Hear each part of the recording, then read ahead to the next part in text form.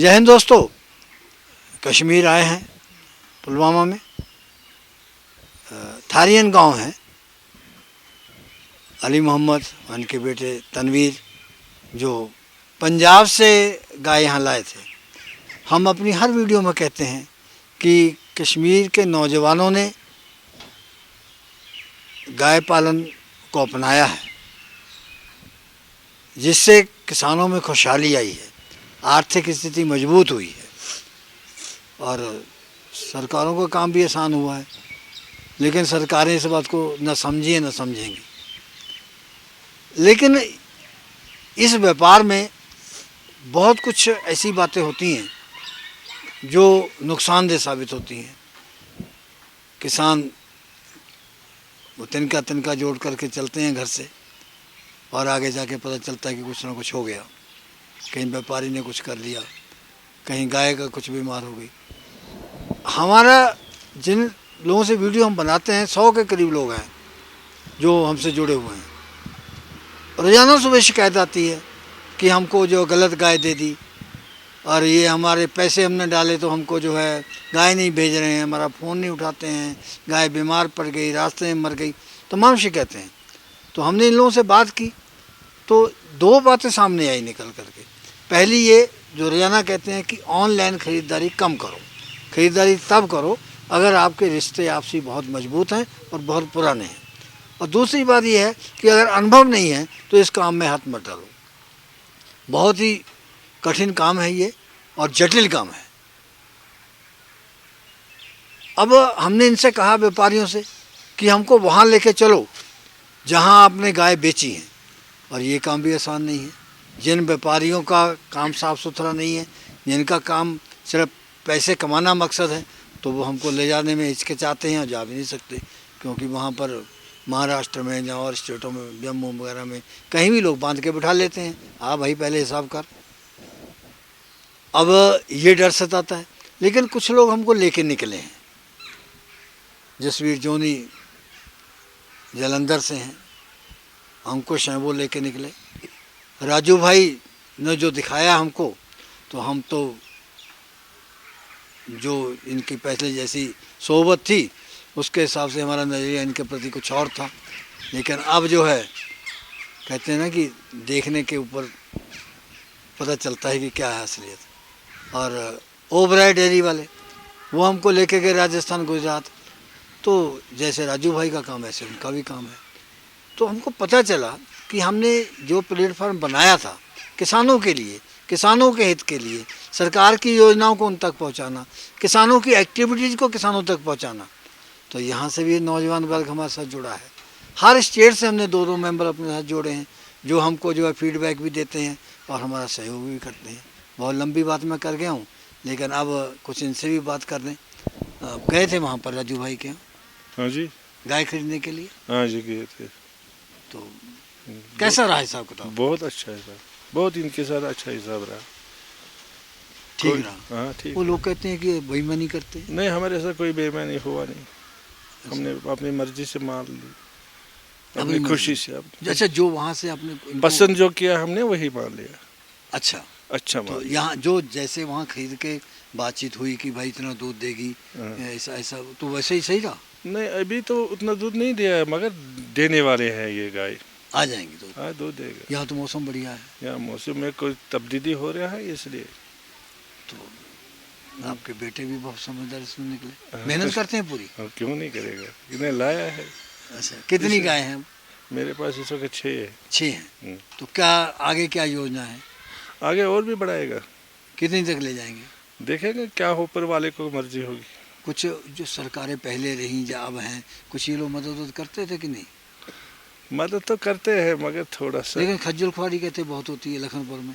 वहाँ होते तंग बहुत करते वहाँ हैं। रास्ते में होते हैं, रास्ते में होते हैं। काफ़ी लोग सताते हैं, पुलिस पकड़ते हैं। जम्मू में भी तंग करते हैं। जम्मू में हर जगह पर माल जो बाबा आते हैं माल, उनके बगैर यहाँ से वहाँ तक जाते हैं, गाड़ी रुकाते हैं 500 रुपये, 2000 रुपये, 1000 रुपये। हमसे कहते हैं कि 1000 रुपये गाड़ी लेते हैं ना, हर गाड़ी को। तो कोई पुलिस नहीं रोकती उनको? पुलिस ही खुद ही वो उनके साथ मिला हुआ है। तो फिर कैसे? पुलिस वही पुलिस ही पकड़ते हैं, और कौन पकड़ते हैं? जब वो मैं बताऊंगा आपको, एक जगह हमारे ड्राइवर चले गए, उसने लक्का नहीं दिया, पैसा मैं दूंगा नहीं।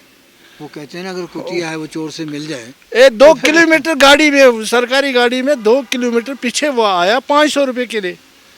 2 किलोमीटर तक? 2 किलोमीटर, आप बताओ 2 किलोमीटर गवर्नमेंट का तेल कितना 500 दे दिए, 500 ले लिया, वापस गया। हाथ भी जोड़ दिए थे फिर। जीते रहो। कितने पढ़े हो? मैंने बीएससी किया है। बीएससी? और वो आपने? इसने 12th किया है।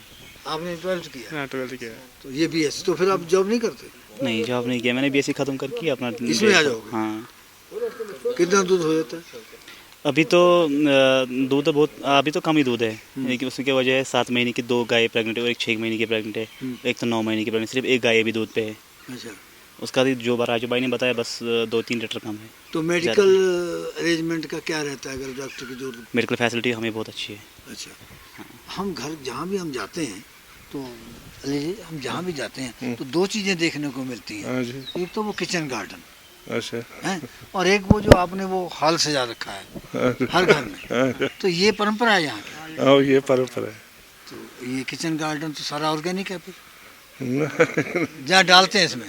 डालते हैं इसमें, पड़ जाता है यूरिया? यूरिया हम ज़्यादा यही जाते हैं, गोबर जाते गोबर जाता है, तो ऑर्गेनिक मैटर कहते हैं। तो सब अपने खाने के लिए। तो क्या क्या बोया है इसमें? हमने सालन भी है, ये मिर्ची है, हाँ हाँ, मूली है इसमें, हाँ। और मक्का है पीछे। अच्छा।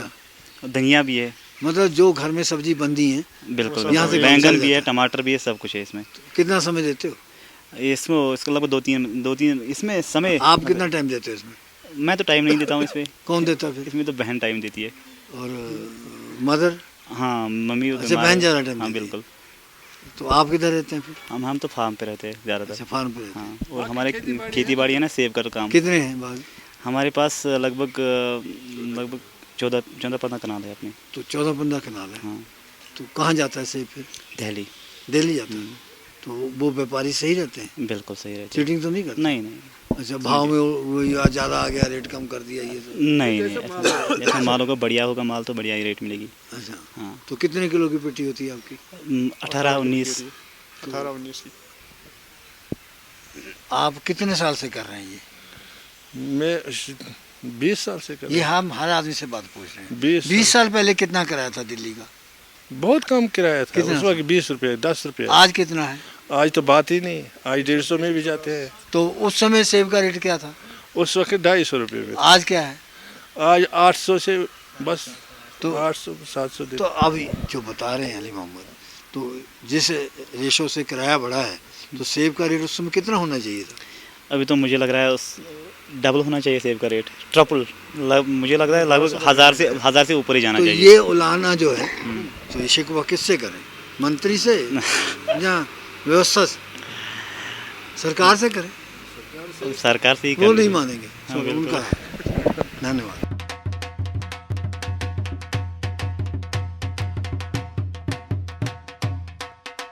इस प्रोग्राम की पेशकारी के पीछे हमारा एक ही मकसद है, वो है किसानों और पशुपालकों की आर्थिक दशा में सुधार लाना, किसान हित सरकारी और गैर सरकारी योजनाओं की जानकारी देना और किसानों को जागरूक करना।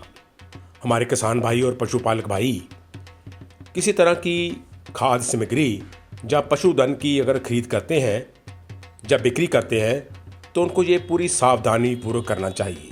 किसी तरह की खरीद फरोख्त संबंधी या किसी प्रकार की विवाद से हमारा कोई संबंध नहीं है और ना ही हम किसी तरह की जिम्मेदारी लेते हैं। धन्यवाद।